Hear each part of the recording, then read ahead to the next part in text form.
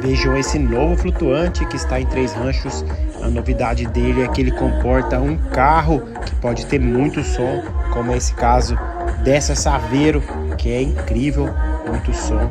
Ele tem 2 andares e tá aí, um dia muito bonito para quem gosta de muito som, de agito. Tá aí, opção muito boa. Esse flutuante chama Flutuante Lago Azul.